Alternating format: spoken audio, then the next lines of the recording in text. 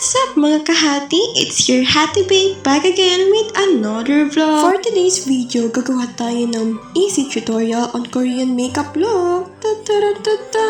Alam niyo naman uso ngayon yung glass skin effect. So, ipapakita ko sa inyo step by step kung paano ma-achieve yung fresh, glowing na para bang effortless kahit beginner ka lang. So, if you're new to my channel, don't forget to like, comment, share, and subscribe. Plus, follow na rin. Igora mo na yun, girl. Gagamitin nga natin is yung all-in-one makeup palette kung saan kumpleto na lahat. Nandun na lahat. Opo, may eyeshadow na rin po, blush on, highlighter, contour, bronzer, at lip cream. Kung nagustuhan niyo yung product na yan, ilalagay ko yung link sa comment section. Naglagay nga ako ng foundation dyan at i-blend na natin. If you can see, masyado makapal yung foundation na pinili ko at di ko siya ka-shade. Pero mga kahati, pinili ko talaga yung shading yan para ma-achieve natin yung Korean look natin. Kasi hindi tayo maputi, kaya sinadya ko yan para maging espasul. Hindi yun. Nang matapos natin i-blend yung foundation, next naman naglagay tayo ng concealer para ma-highlight yung mga lines natin dyan.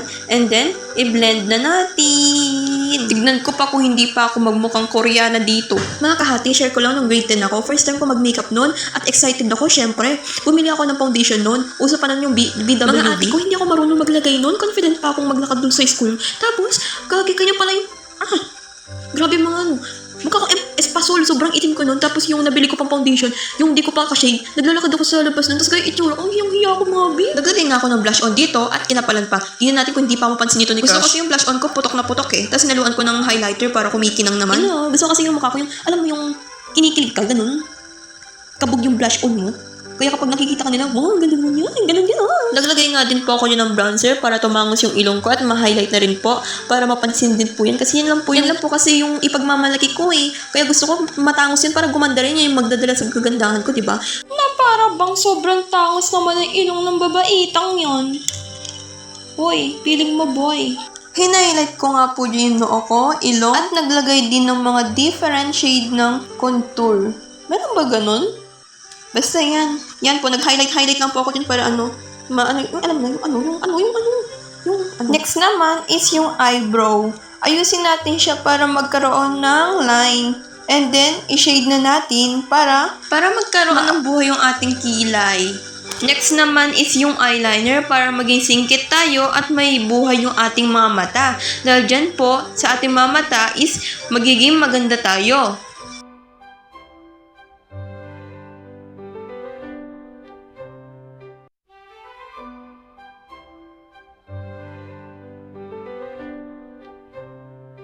Next naman is eyeshadow po. Pinili ko po yung simple na kulay lang para bumagay sa color tool ko.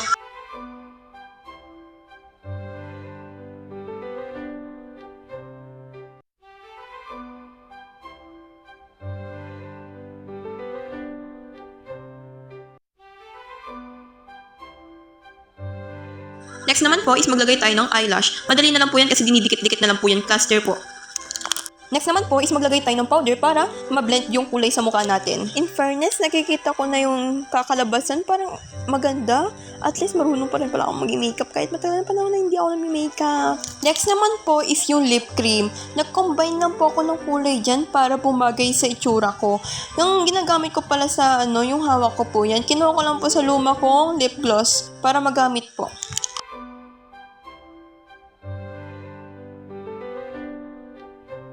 So, this is my final look. Sana magustuhan niyo po. Babush!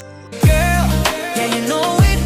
Shine so bright, don't even gotta show it. Every little thing you do, you glowing. If love was a song, you the chorus. You my favorite girl, no debate. Independent, classy, never fake. When you move like that, hearts break.